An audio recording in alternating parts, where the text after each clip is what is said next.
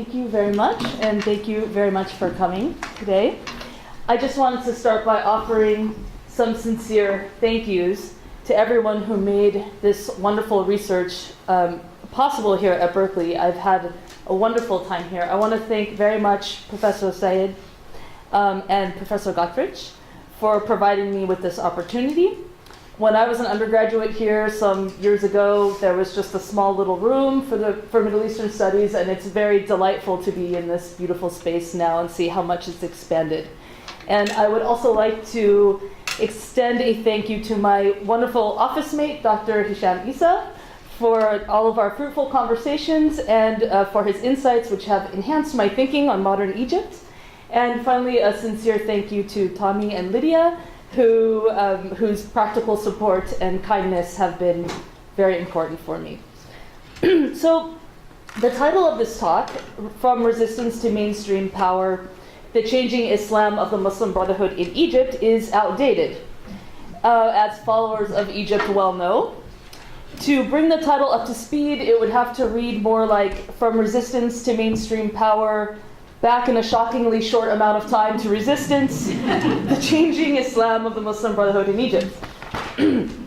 I found, though, that in addition to needing to change the title, recent events, namely that Morsi was ousted from power as a result of a mass popular revolt followed by a military coup, necessitates a more in-depth reconceptualization of this project, which, more broadly speaking, is an area of research that I'm thinking of as the political theology of the Muslim Brotherhood. It turns out that, oh, I'm not wearing a microphone. Very sorry about that. Do you want me to start the actual talk part again? Okay. Okay, you can. Okay, sorry about that. Okay. I think I can leave this here. Can you hear me? Okay. So it turns out that teasing out the political part from the theological part in the group's ideology and practice is so difficult to do, and the factors over time are so varied, that I believe that the two realms, the political and the theological, at this point are kept strategically ambiguous by the group to allow for adjustment in accordance with the political circumstances. So whether we're dealing with a mostly political group or namely a theological agenda kind of switches over time in keeping with the kind of needs of the political environment. Today, I'll give a brief overview of the Muslim Brotherhood's ongoing dialectic between their theological grounding and the political realm in which they insistently operate in three different eras of Egypt's history. The first is the early history of the group, which was founded in 1928 and grew through Egypt's monarchical period through to the Nasser era, where it began to clash seriously with Egyptian authorities. This culminated with the death by fire squad of Muslim Brotherhood ideologue and intellectual Said Qutb in 1966, and we will get to all of that. The second era that I will touch upon is that of Sadat's presidency, which, though beginning with a famous rapprochement between the group and Sadat, of course ended with his assassination at the hands of the militant Islamic Jihad in 1981, which is, the Islamic Jihad was an offspring of the Muslim Brotherhood after the group was forced underground and radicalized. And then we'll cover through to the Mubarak era very briefly, obviously. The final time period that we will look at is Mohamed Morsi's one-year rule until today's transitional military government. I'll end with some larger questions I think this history poses to us as scholars not only of Egypt, but of democratic transitions more broadly. I'll also touch on how this history interacts with broader questions of political Islam.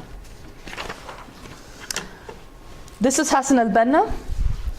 He founded the Muslim Brotherhood in the Suez Canal city of Ismailia in 1928 under the original slogan, "The Quran is our Constitution." It started as a small organization by preaching in mosques and would grow into one of the largest political organizations in Egypt and the region. By the 1940s, the membership of the Muslim Brotherhood was thought to be up to 500,000 people in a nation of 15 to 20 million. The context of the Muslim Brotherhood's rise was a tense one. The British occupation of Egypt, which had started in 1882, was ongoing. The constitution was contentious, and the political system was stymied by internal and external forces. It was also a period of quasi-liberalization in Egypt, which is very important, which saw, for instance, the establishment of Egypt's tradition of liberal media, and it was an area of fascination, broadly speaking, with the West. For Benna, it was the liberal social manifestations of the time that convinced him and his followers that Egyptians, particularly the elite, were losing sight of their values, and that following the West in realms ranging from their political system to art were the cause of Egypt's problems. Benna was an excellent tactician who soon spread the organization to several cities in Egypt, so that within a few years, every large city in Egypt had a Muslim Brotherhood presence. Al-Banna himself described the Muslim Brotherhood in terms that enmeshed its theological and political agenda in a manner that would become less overt over time, though I think, as I said earlier, strategically ambiguous. For example, addressing his organization in its earliest days, in his collection of letters, Benna writes, "Brothers, you are not a charitable organization, nor a political party, nor an institution founded to achieve some narrow purpose. You are a new spirit coursing through the heart of the Ummah," which is the Muslim community writ large, "animating it with the word of Allah, a new light, breaking, scattering the darkness of materialism through knowledge of Allah, a ringing voice repeating the Prophet's call. It is right and proper to feel that you have taken up the burdens others have relinquished. Gentlemen, I believe that Islam, which is above all else the religion of unity, contentment, true brotherhood, and sincere fellowship between all men, not to mention the creed of a united ummah and its people, is neither content nor compatible with the party system. Our one hope is that these parties be disbanded and a single national body formed to lead the ummah to victory in accordance with the teachings of the Noble Quran." So here, of course, in the early period, we see a very clear use of theological populist rhetoric to put forward a particular political point of view. Benna's call had further political implications. The Muslim Brotherhood would go on to have enormous power behind the scenes in monarchical Egypt, playing politics at the highest level, often in league with King Farouk against his political opponents, including the left, which is a theme that will continue throughout its history, the communists and the Wafd party. In 1937, for example, at Farouk's coronation, the Brotherhood was enlisted to provide order and security. I'll pause here to show you how the organization is broken up. And this is from Benna's writings. It's divided into three main categories of membership. This is the lowest level of general membership, open to any Muslim deemed acceptable by the leadership of the da'ira, so it's kind of local groups that report to a larger body. This thing is exciting. Okay. The person who is a member must declare that he is prepared to live a righteous life and sign an enrollment form called Istamarat al-Ta'aruf. Member of this rank is known as an assistant brother, Akh Musa'id. It's open to any Muslim deemed acceptable. This is the second level, called Brotherhood membership, again open to any Muslim deemed acceptable by the da'ira, must give a pledge of and promise to safeguard the faith. Member of this rank is known as an affiliated brother, an Akh Muntasib. Working membership, the third category, is open to any Muslim deemed acceptable, again, by the local da'ira. In addition to the duties and procedures, Muslim Brotherhood enrollment, the applicant must provide all personal data requested by the group, study Brotherhood doctrine, attend weekly Quran groups and meetings of the da'ira, pledge to speak in classical Arabic whenever possible, educate and inform himself about general social, not political issues, and memorize 40 sayings of the Prophet hadith. A member of this rank is known as a working brother, Akh Amil. Now there's a fourth group which Benna insisted be kept separate from the three. It's called Jihadi membership. It's restricted to working members, i.e. the third group, which is a harder level to attain. It restricted to working members who have demonstrated their commitment and their duties to the Guidance Bureau. These duties include adhering to the prophetic sunnah, which is the traditions of the Prophet, praying at night, avoiding empty pleasures and all forms of non-Islamic worship and interactions, making a financial contribution to the Guidance Bureau and the Preaching and Advice Fund.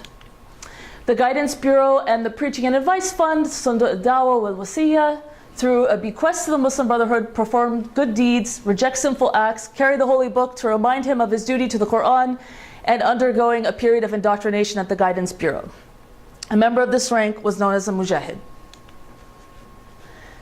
Finally, there is another section of the group known to insiders as Tanzim al-Khas, which is the special organization, and to outsiders as Tanzim al-Sirri, the secret organization.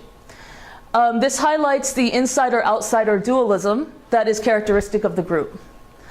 According to Mahmoud Abdul Halim, one of the Muslim Brotherhood's founders, the special organization was created in the 1940s and began as a unit to fight in Palestine, eventually turned its energies toward fighting the Egyptian state. So this level included an in-depth study of the concept of jihad in Islam and the Quran, Sunnah, Hadith, and Islamic history. It included physical training for arduous tasks, training on the dissemination of literature, training in encryption techniques, weapons training, and heavy emphasis on obedience, loyalty, self-discipline, and secrecy. Now moving on to Nasser's era, and Gamal Abdel Nasser was the first president of Egypt as it gained its independence from the British and became a republic.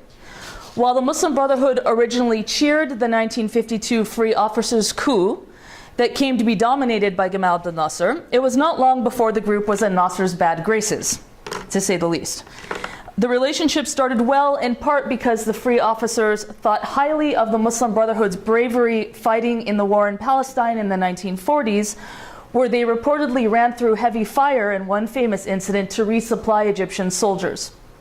On the flip side, it's suspected that in 1948, after Israel declared itself a state, the Muslim Brotherhood were responsible for attacks on Jewish properties and homes throughout Cairo in particular.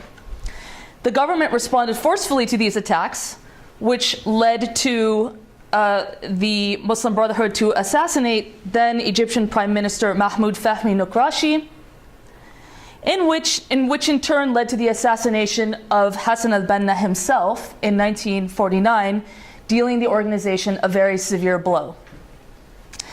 In 1954, 2 years after the Free Officers' revolution/coup, to bring up that phrase again, which I think is appropriate here, the Muslim Brotherhood members were accused of trying to assassinate Nasser in Alexandria.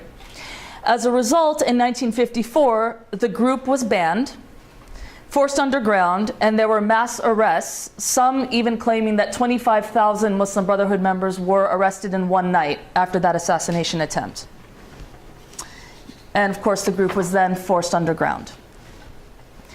Meanwhile, the keen political maneuvering of the group continued. So a theme here is that from the very beginning, while there's a very clear theological agenda, there's also very keen political strategizing from the very beginning.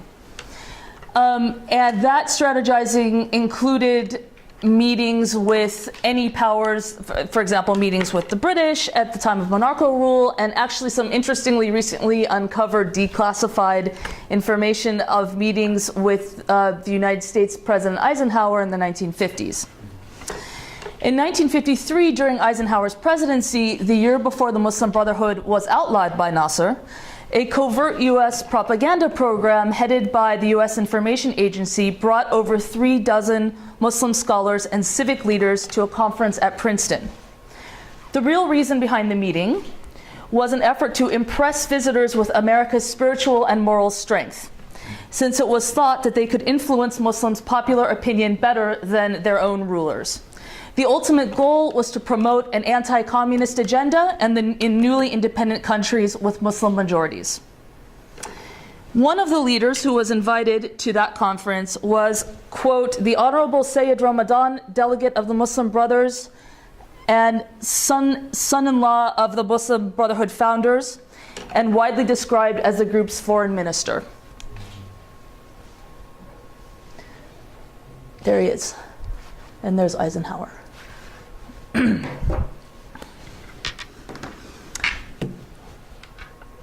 Interestingly, CIA analysis, recently declassified, of Sayyid Ramadan called him a, quote, phalangist and a, quote, fascist interested in grouping of individuals for power, which did not stop them, of course, from meeting with him and supporting him fully, actually, by the end of the 1950s.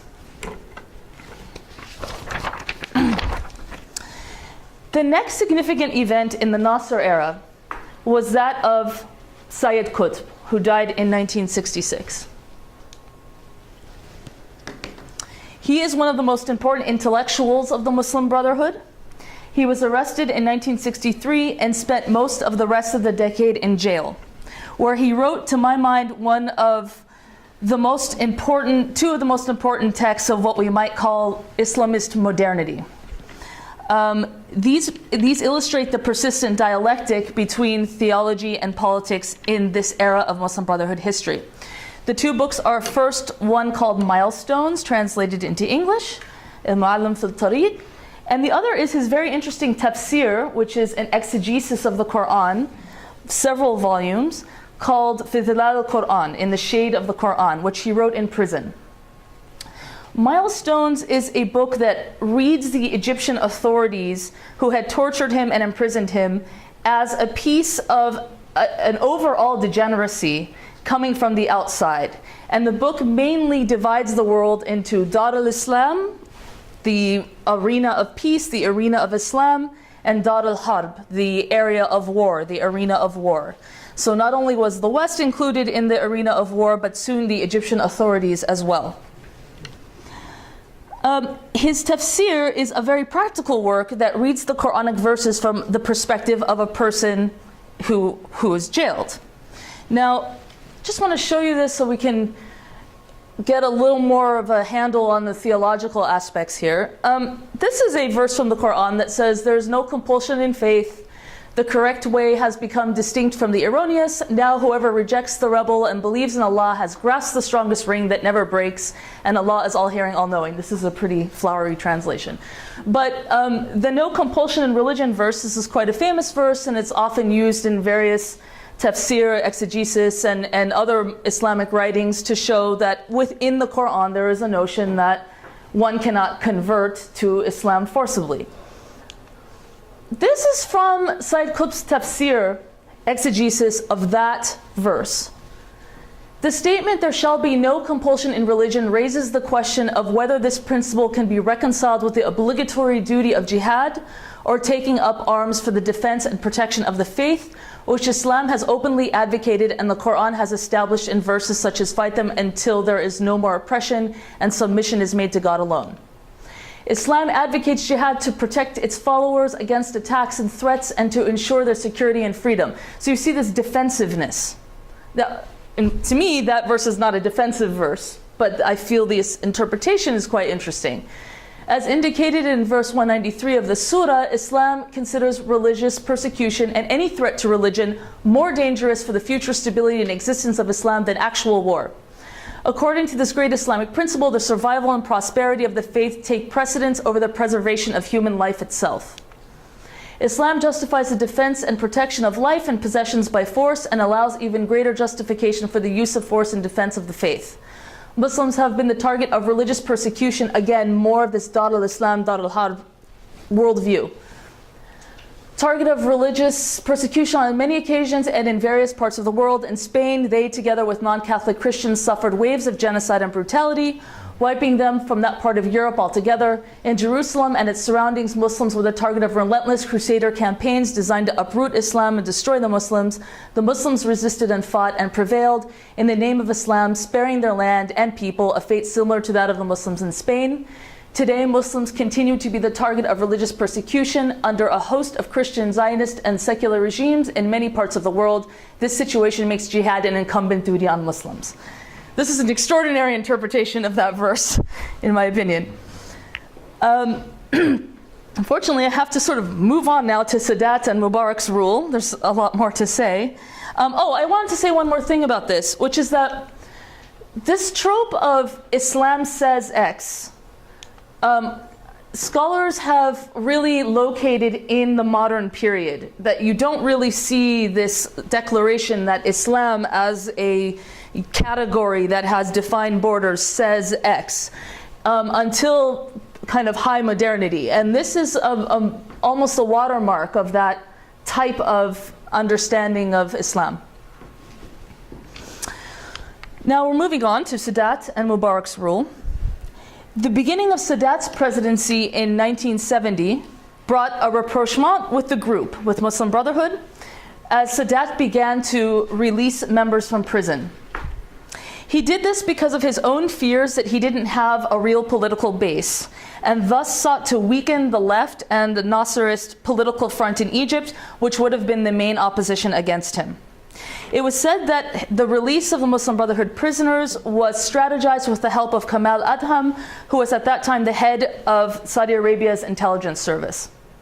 At the time that they were released, the Muslim Brotherhood were politically and socially inactive, with the exception of student activism, which the group began to undertake with gusto, largely because Sadat, though releasing them, never allowed them to form a political party. So their only sphere of influence was really the universities and their own organization. The Muslim Brotherhood had a period of turning inward for the first part of Sadat's tenure, and as a result it became cocooned in a kind of ideological framework in which it conducted intellectual and doctrinal debates somehow divorced from some of the realities of Egyptian society and some of the major political issues. This relative quietism changed dramatically with its rejection of the Camp David Accords starting in 1978, which of course Sadat participated in, prompting Sadat to rearrest the Muslim Brotherhood leadership in the notorious crackdown of September of 1981. There's a famous meeting with Omar al-Tilmasani, who was the Murshid al-Am, the third general guide of the Muslim Brotherhood at the time, which paints a colorful portrait of this shifting relationship in Sadat's era. In one of Sadat's speeches, which will sound very familiar to those of us who are following events in Egypt today, he says that he will, quote, not tolerate those who try to tamper with the high interests of the state under the guise of religion. And religion, quote, must not be mingled with politics. And finally, quote, Muslim brothers are now free people in a respectable community. Their behavior should be in line with Egypt's interests. Interestingly, Tilmasani responds to Sadat's statements not by denying the group's religious dawah or proselytization agenda, but by claiming that the Muslim Brotherhood's Islamic social agenda in Egypt was for the benefit of all Egyptians, and that the solution to Egypt's crisis required that God's law must be applied. It is only when you do this that the masses will be with you. Tilmasani further intriguingly added, my Islamic upbringing and education do not allow me to conspire against you. And that's a larger debate in Islamic law about sedition and support of the ruler. As a result, though, of driving the Muslim Brotherhood underground, the group splintered into several wings, including the militant Islamic Jihad, a member of which assassinated Sadat on October 6, 1981. His name was Lieutenant Khalid Islambuli, and he leaped off of a tank, which was proceeding along a military parade, and lobbed 3 grenades at Sadat, one of which hit him. And it killed him and 11 others, including the Cuban ambassador, a Coptic bishop, the Irish defense minister, and 4 US military officers. Hosni Mubarak, who was seated right next to him, was injured. We will turn now to Mubarak. The Mubarak era saw the group turning more ostensibly toward politics than theology. Egyptian political scientist Amr al-Shubaki, who I just now read is actually on the new constitutional committee for the interim constitution, argues that by the 1980s, It's not that the group gave up on assimilating concepts of democracy with Islam, but that politics had, quote, come to occupy a far larger share of the organization's priorities and concerns. American scholar of the Muslim Brotherhood, Carrie Rozovsky-Wickham, puts it this way: although the Brotherhood entered the political system in order to change it, it ended up being changed by the system. But theology was never absent. In 2007, the Muslim Brotherhood released a draft political program that included several proposals, including the idea that Egypt's government should be overseen by an unelected Council of Islamic Scholars who would measure the country's laws against the Quran and Sharia to make sure the governance would, quote, conform to Islamic law. Since then, various Muslim Brotherhood officials have also made conflicting statements about issues ranging from the role of women to the treatment of non-Western minorities. For Mubarak's part, the Muslim Brotherhood's only real purpose was to justify Egypt's unending state of emergency. It was in this way that the Muslim Brotherhood and the military state continued their strange dialectic that they had with each other. During Mubarak's time, I think we could even say that there could not have been a Muslim Brotherhood without the NDP, the National Democratic Party, Mubarak's party, and that there couldn't have been an NDP that managed to rule for 30 years without the boogeyman of the Muslim Brotherhood. In fact, the Muslim Brotherhood have participated in every legislative election since 1984, giving them ample practice, in fact, by far the most practice of any political organization in Egypt, to run for the presidency and contest parliamentary seats after the Egyptian Revolution of 2011. It was indeed for this reason that the Muslim Brotherhood urged Egyptians to vote yes on the March 19, 2011 referendum. I'm sorry, this is unclear, but she has a purple thumb, or pinky. Asking the Egyptian people if they should hold elections first or draft the constitution first. Ironically, considering what was to transpire in Egypt, the Muslim Brotherhood was delighted that the public voted to elect the presidency first. I'll now turn to Morsi's rule and post-June 30. I believe that there was a popular revolution followed by a popularly backed military coup on June 30th and July 3rd. I think this because I was in Egypt shortly after those events, and it took me a full week of talking to everyone before I could find a Morsi supporter who would talk to me. And I looked very hard. I emphasize this point at the outset because there has been some dispute over the size of the crowds, how popular was this. I find most of that kind of post-facto dispute about size of crowds to be very unconvincing. I'm quite convinced that this was a huge mass popular revolt and that there was massive popular anger against the Morsi government. I saw myself people calling for the army to come in and transition Morsi out of power, to put it delicately. And I think that Egyptians knew what that meant and made that choice, by and large. Now, I'll try to explain to you why my reading of what people's complaints were against Morsi, and I'll do that in two ways. One is this is a bit of a summary of some of the writing that has come out since that time, so more of the analysis, and then I'll also share with you.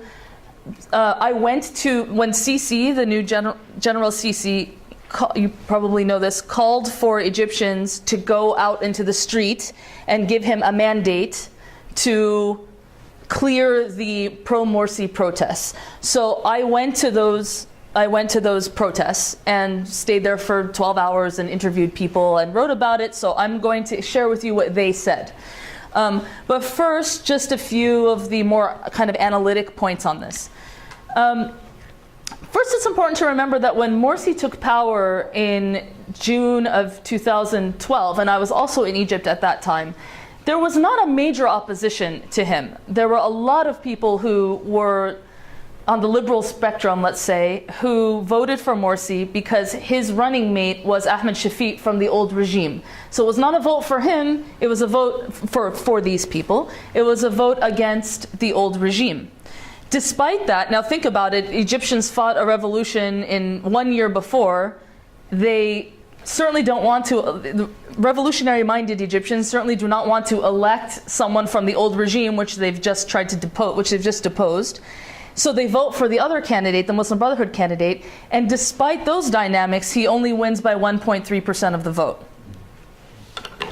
Okay, so another fact, for example, is that after June of 2012, there was a call for a million-man march against Morsi in August of 2012 by Mohammed Abu Hamid. This had little resonance, and no more than 1,500 people came. The media is often cited as a reason that the population turned against Morsi, but the fact of the matter is the only change in the Egyptian media from the revolution until the present is the addition of Islamist channels. I'm not saying that the media is not inflammatory. It is, and it's actually quite unprofessional, but that's the real change that's happened. Their decision, the Muslim Brotherhood had declared that they weren't going to run a candidate and then changed their mind. So this is now being cited as a reason that people are upset with them. For example, Ibrahim al-Hudaybi, whose father was the Murshid of the Muslim Brotherhood, the last Murshid, he wrote recently in Al-Ahram, the major Egyptian newspaper, that criticizing Morsi's rule, saying that if they hadn't run, a broad coalition probably could have been easier with almost any of the other candidates, Abu Fatuh, Khalid Ali, Al-Baradei, even Hamdin Sabahi, if any of the rest of them were in power. So now there's a lot of people saying, well, why did you have to run? The other thing was that the Brotherhood appointed, or Morsi's government appointed a cabinet that had a lot of old regime remnants. They did this to avoid making concessions to the revolutionary groups. So there was a decision made to share power with the old regime, with those who are already in power, including the military and what's called the falul, or the kind of old ruling class. There's more, but I won't really get into that. It's not totally relevant. But the most relevant thing is the Constitutional Declaration of November of 2012, which is when many people that I spoke to, they call that the moment that they think that Morsi actually lost his democratic legitimacy. And what that was a issuing of a series of declarations in which it's a complicated story. Egypt needed to draft a constitution. There was a high constitutional committee and court, which was actually established by Sadat, which is sort of above the normal judicial system. And the two attempts that the Morsi government had made to draft a constitution were both dissolved by this higher court. So in November of 2012, Morsi issued a series of declarations declaring himself above judicial review and saying that the constitution would be written immediately and put to referendum within a few weeks. This absolutely caused chaos in Egypt, and as Al-Hudaybi puts it, it was the first time that anyone could remember that Egyptians killed other Egyptians. Now, let's just take a quick look at the Constitution just to understand some of the theological, political issues. Now, this is a 2012 Constitution that was passed under these circumstances by Morsi last November. Article 2 has remained unchanged since the 1981 Constitution.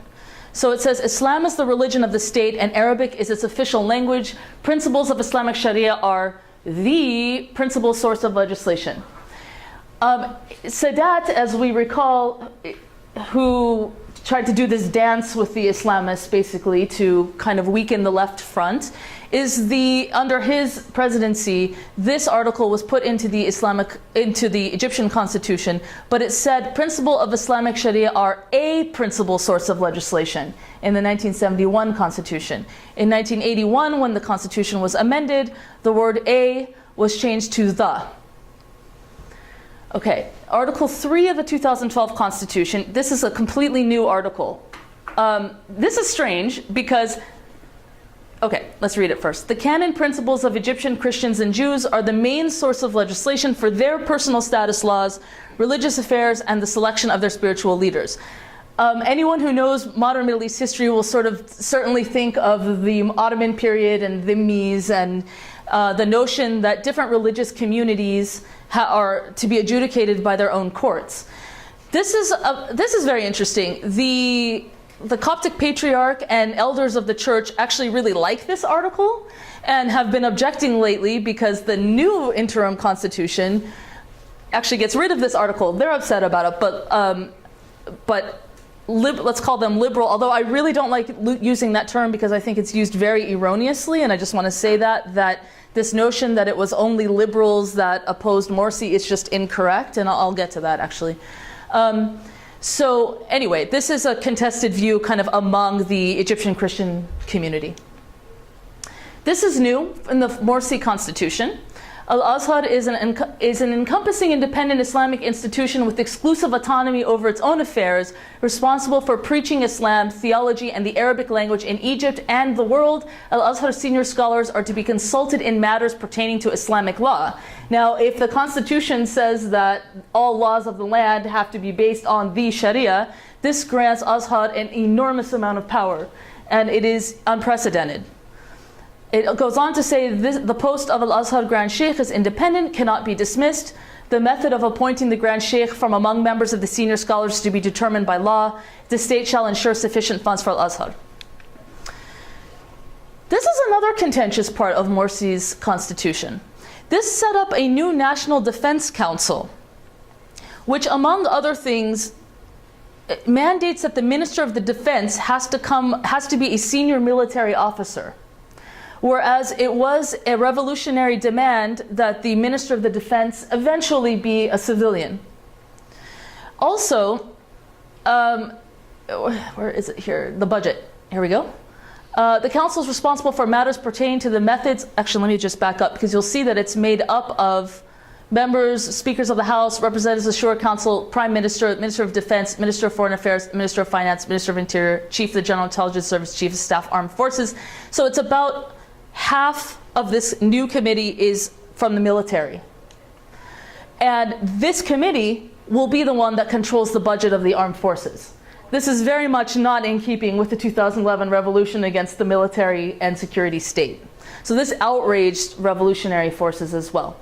It strengthened the power of the military, which is characteristic of the Morsi political strategy of working with the old power structure.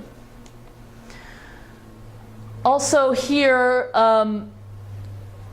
this was also new. Civilians shall not stand trial before military courts, except for crimes that harm the armed forces. Well, revolutionary demand is that civilians under no circumstances should ever be tried in a military court.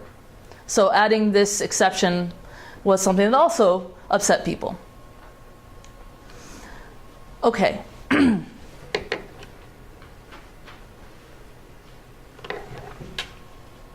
I guess I'm showing you the interim constitution. Yeah, really quickly. Once Morsi was deposed, the new interim government wrote up a quick interim institution, which is now being dealt with now. And they actually just announced today that they will be finished by the end of October with the new constitution. But this is the interim one. And you see the power that the Islamists have, because once they sort of pushed the Muslim Brotherhood underground once again, once Sisi did that, the Salafis sort of rose to the surface. And now Article 1 of the Constitution, it's moved from Article 2 to Article 1, has some new things. The Arab Republic of Egypt is a democratic state based on the principles of citizenship. Islam is the religion of the state. The Arabic language is official language. The principles of Islamic law, and now this is new, to actually enumerate what the principles of Islamic law are. Sharia Islamiyya, which are contained in the sources of evidence for traditional legal scholarship. Al-Adilla al-Kulliyya وقاعدها الأصولية والفقهية. This is all really making it very specific. It's very Sunni, considered and elaborated in the 4 schools of Sunni law. And then Ahl Sunnah wal Jama'ah, this is very Salafi language, and by those who follow them are the principal basis of legislation. This is just a major gain, let's say, for Salafi forces, which is now, there's a big fight about it now actually in the new constitution, and I believe the Salafis have now threatened to walk out. So there will be another mess over all of this very soon. Just stay tuned. Let's see. I included this. Okay. Yeah. this is just more about the just to show you that this thing about the National Defense Council and the budget has remained in the Constitution. Here's a picture of the crowds on June 30th. I'm going to turn finally to the pro-Sisi rallies that I told you that I attended. And this now is kind of moving from the kind of higher analysis to a little bit more of an ethnographic account of what Egyptians were thinking and saying around this period. So from what I observed, the pro-Sisi protesters were out in enormous numbers. And it looked to me that the pro-Sisi numbers dwarfed the pro-Morsi number. I think they absolutely did, actually. I saw a great wide variety of people there, from the very poor to the very rich, which is why I object to the idea that it was this big liberal revolution. There are not enough liberals in Egypt to oust a president. I'll just say that right now. So there's a great wide variety of people, and Muslims of all stripes, and veiled women, niqabi women, many Christians. Pretty much a genuine slice of the country was there. Now, these I picked up in Tahrir. And these were ubiquitous. These were everywhere. These are some posters. Here's General Sisi, and it says, "Masr ghaliya alayna, bahabbak ya baladi," which means Egypt is valuable to us. I love you, my country, with a picture of Sisi in the middle. So this shows you the feeling that people felt rescued. And I'll get to that. I have some quotes about that. But that was the main feeling. Here's another little poster, which says Muntakhab al-Hab, the elected terrorists.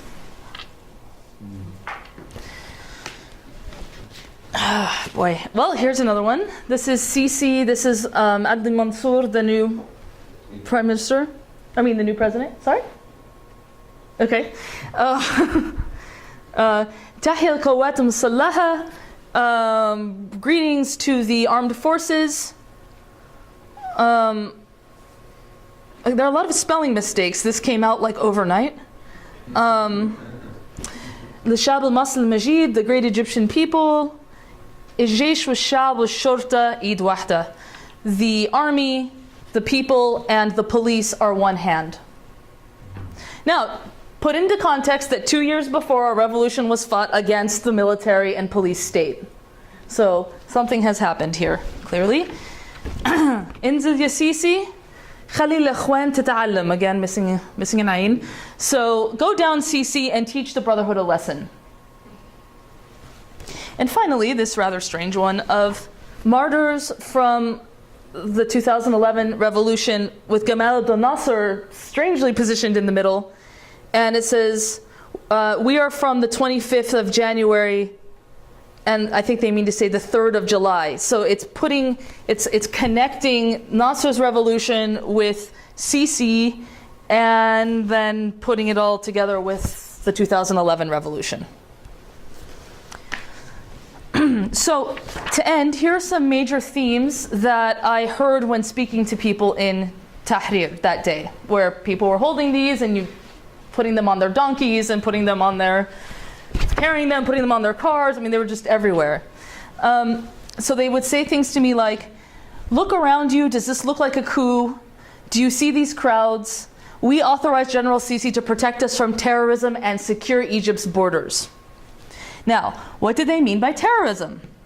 I think that they meant jihadis in Sinai, and I won't get into that, but I don't think that's really what they all meant. I think that my reading of it is this sort of notion that the Muslim Brotherhood was leading Egypt in a direction that would lead to not fortifying its borders. And this is really an important kind of anxiety. And so the evidence for that was it is a fact that Morsi did let quite a few convicted criminals out of jail when he first took power, and including Sadat's assassin.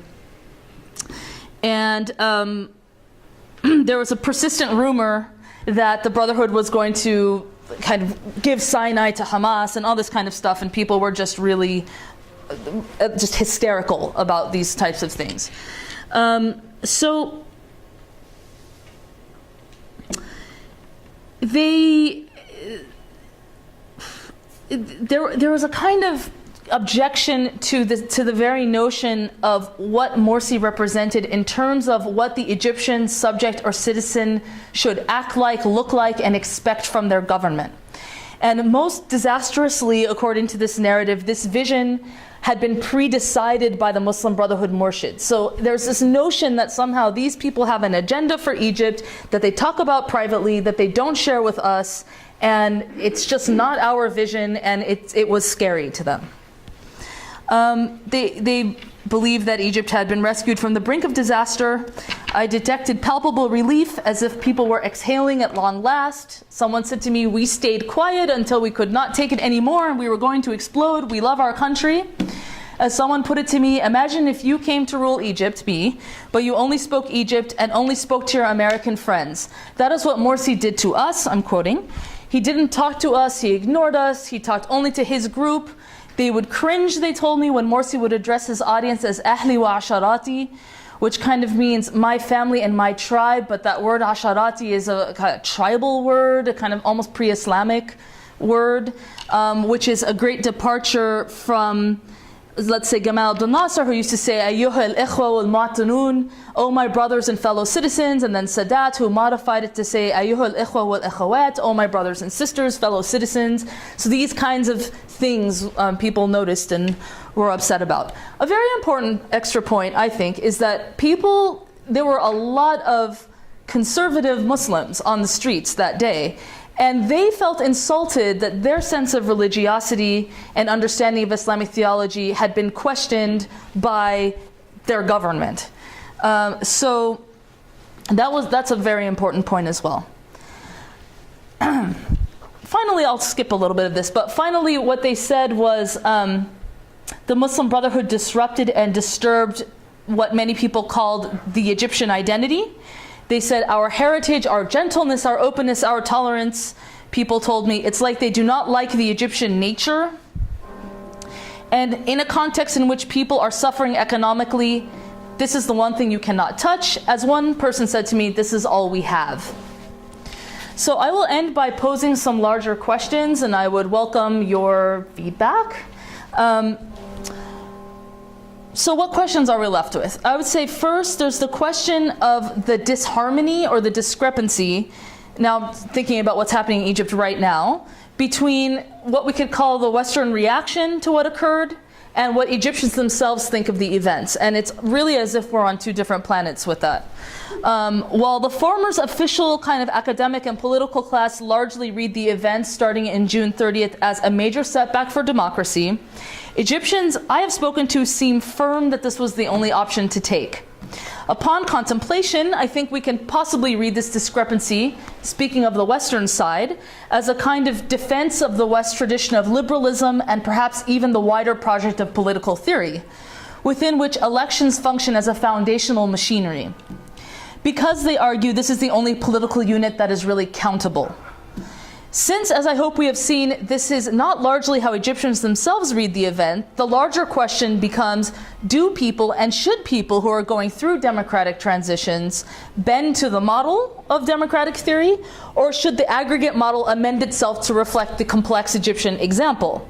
And to zoom back even further, can we ask ourselves what the limitations are in general of these kind of prescriptive social scientific models? I mean, does the Egyptian events here complicate even that whole project?